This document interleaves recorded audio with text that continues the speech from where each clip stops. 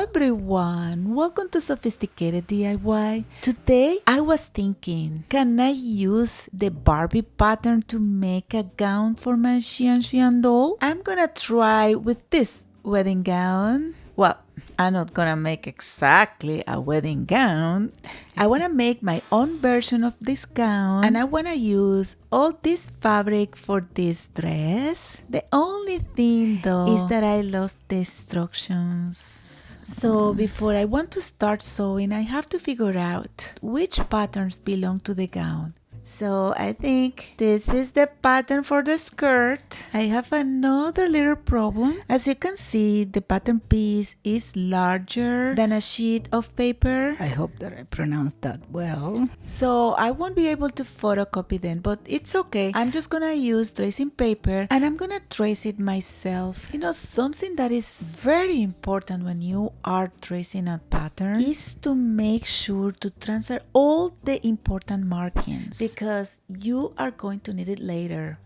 They are not there as a decoration, believe me. Okay, now that I have my first pattern piece, it's time to find out whether this Barbie pattern can actually become the dress I have in mind.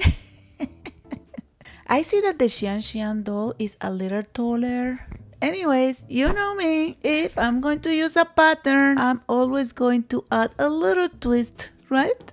So my first twist is that I don't want to make a full floor length dress. I want to make it a little shorter.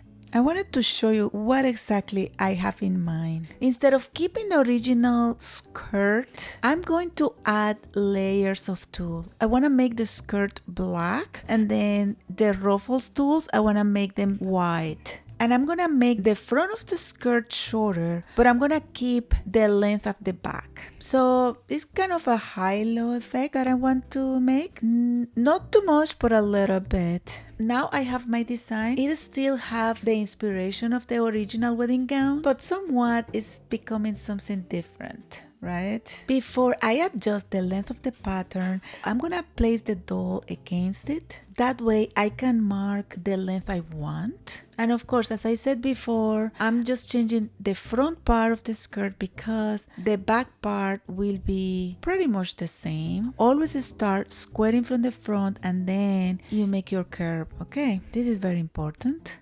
The next step is very important whenever you are adding tulle ruffles to skirt. Before I start sewing, I'm going to map out where each ruffle is going to be placed. That will help me keep the layers balanced and make sure the final shape looks the way I imagine. So I'm marking the placement of each ruffle directly on the pattern, creating a guide for when I start constructing the skirt. I'm using the red marker so you can see where I want to sew those ruffles. Now I have another challenge. Because the skirt is shorter at the front and longer at the back, I can't simply draw all ruffles lined parallel. But because the back is longer, I will need more layers of tulle at the back than at the front. Now my ruffle map is ready, and to work on the skirt, I'm gonna use this tearaway interfacing. I'm gonna transfer my map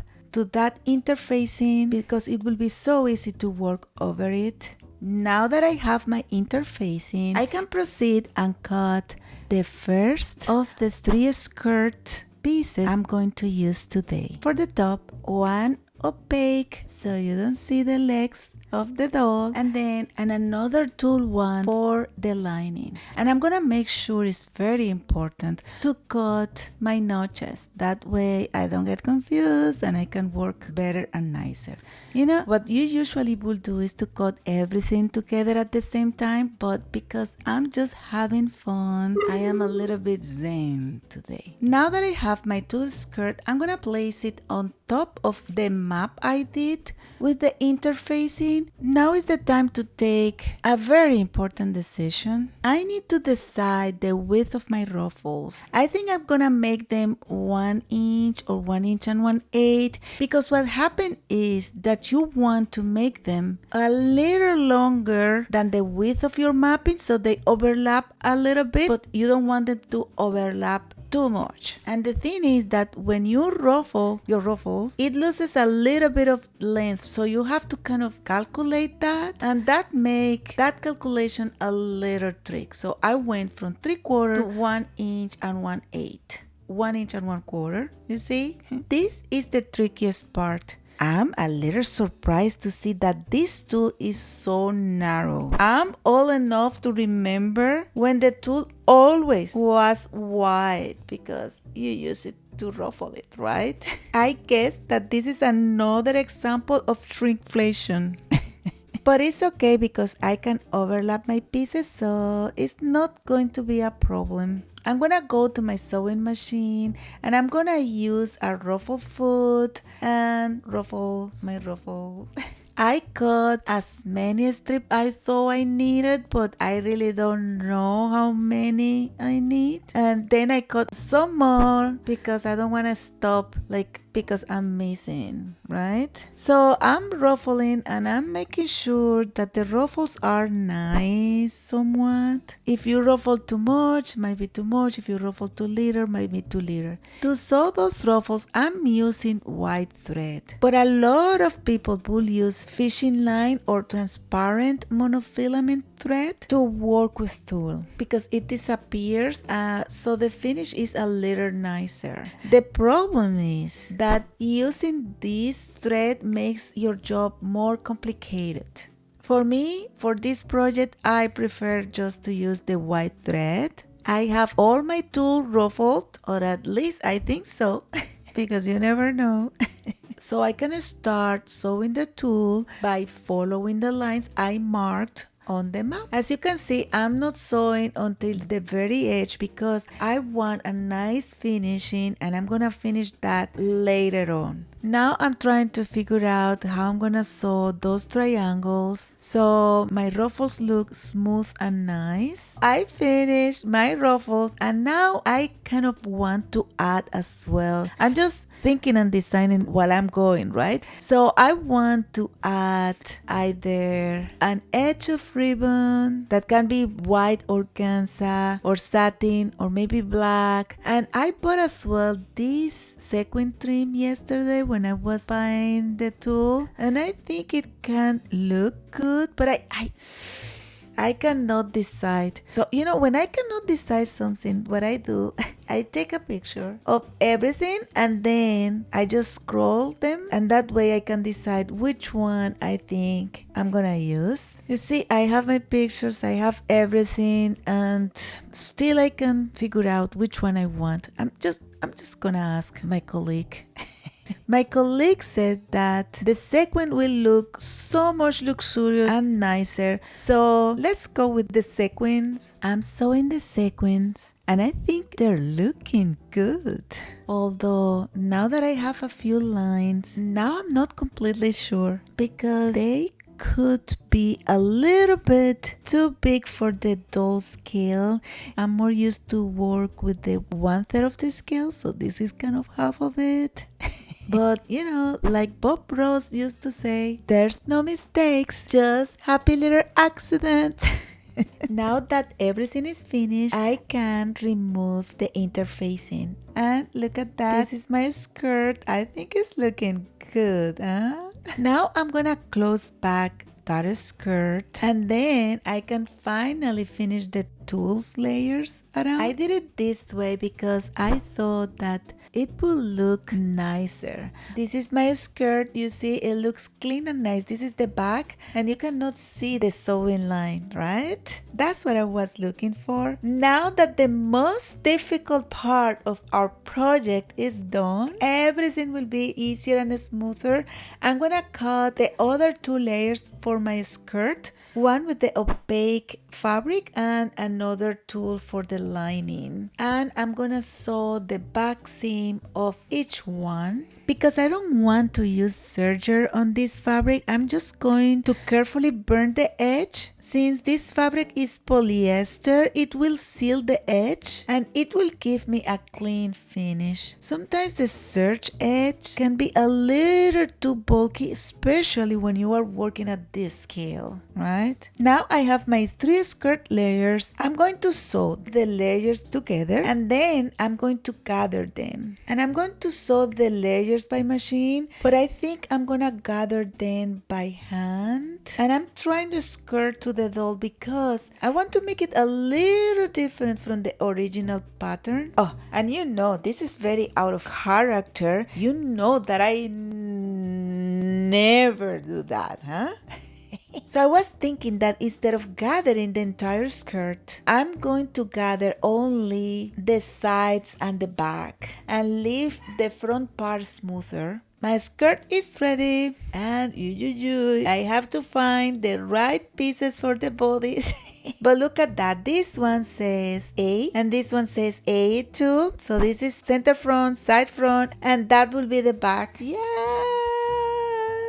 Don't lose your instructions. They are very important. I'm gonna cut around the pieces because these are small enough that I can put it on a sheet of paper and then I can photocopy them. You see, I'm stretching out with my hand, but you can iron those pieces too. Okay. I'm gonna use this fabric that goes so well with the tulle skirt, you see? You know that mixing black with black can be tricky because the tones sometimes are so different. But I was lucky. So as I told you before, just to make my life easier, I'm just stick a little bit my pieces on the paper using tape and then I photocopy them. And now that I have my photocopies, I can finally cut my pattern pieces. Look at that. Here they are. Those pieces are so tiny. I don't need like much fabric, just a bit. This is the moment where I'm going to find out if my idea is really going to work.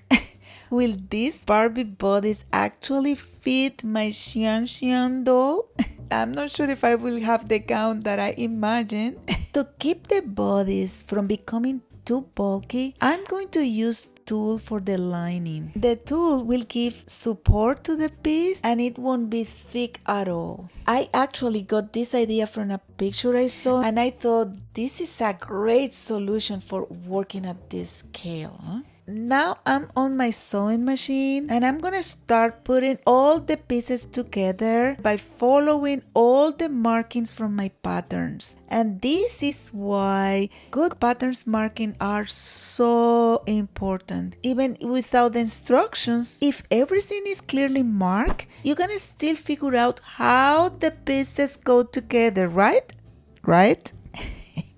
I'm going to try the bodice on the doll to see how it fits. And look at that. It's looking really good. I feel like this doll is probably a little bit slimmer than Barbie. But you know how I am. Sometimes I have the tendency to fit things too much. But this time, what I'm gonna do, I'm going to leave it like this and see how it looks once the whole gown comes together. If I feel like there is too much room, I can always take in a little bit from the back with the snaps, and that's it. In the meantime, I'm going to stitch down the seam allowances so the body stays nice and flat. And then I'm going to add black ribbon on top of the seams. Now I'm gonna finish the bodice and start putting everything together, and my dress will pretty much be done. I just need to finish the hem on the opaque layer of the skirt. I don't need to hem the tulle layer, so I'm gonna worry just about this one. And you know, I can make the smallest hem in the world using my modified band roll technique. The more satisfying part of using the band roll to make the hem is removing the band roll. And look at that. Look at that. Isn't it a tiny hem? It's beautiful, huh? I think this is like a 1/16. Very proper for my doll scale. Now I'm gonna tack the lining to the outside layer. at the waist area so everything stay in place and the dress feels more comfortable because of course we want our doll to feel nice too. Now I'm gonna put the dress on her, and as you can see, I have it slightly adjusted where the snaps go. You know, we talked about it before. The dress is just a tiny bit big, but I feel like it's actually a very good fit for the Xianxian. Now I have to decide on the final details. I was thinking to add some flowers in my original designs, or maybe I should just make a bow at the waist part. Now is the time to style it, and of course I don't have proper earrings for my doll, so naturally I'm gonna go to the dollar store to see what I can find. I got this wire, these are kind of silver pearl, and this is what I was looking for. Those pins are perfect. I can make my earrings, and I'm gonna take that chain. Oh, look at those flowers, aren't they cute? So now I'm gonna go back to my store and I'm gonna check everything. This is the flowers. I think it would be fantastic for the styling if she's holding a flower bouquet, right? So I have my pins and I'm gonna try those pins on the doll. You know, usually the Xianxian come with the earrings open, but not really totally open, so you kind of have to push a little bit. I took a pin and then I make the hole a little deeper, and I see that I can use my pins and do some kind of earrings. I don't know exactly what I want to do, but for sure I want to use those crystals to make a necklace, and I'm gonna see what I have. So now, after error and trial, I decided exactly what I'm gonna do. I'm gonna make earrings a little bit longer, but not much because the necklace is big. But still, I wanted to feel somewhat luxurious. Look at that, the dress is done, and now I found the instructions. Well... Now that I have everything ready, we can do the get ready with me. Styling the doll always is so much fun, right? When I look at this gown, I feel like it has two personalities. The white tulle reminds me of Odette, the white swan, because it feels delicate and romantic. But the black details bring something more mature and darker, almost like Odile, the black swan. So I kind of like the fact that this dress lives somewhere between both worlds. Elegant, but with a little bit of mystery. I love the earrings, I love the accessories. I think it looks really good. And look at her. So I started this video with one question. Can I use a Barbie pattern to make a gown for my Xianxian doll? And the answer is yes. If you find this video useful or entertaining, please give us a hype, give us a like, and don't forget to subscribe, share, comment. Bye!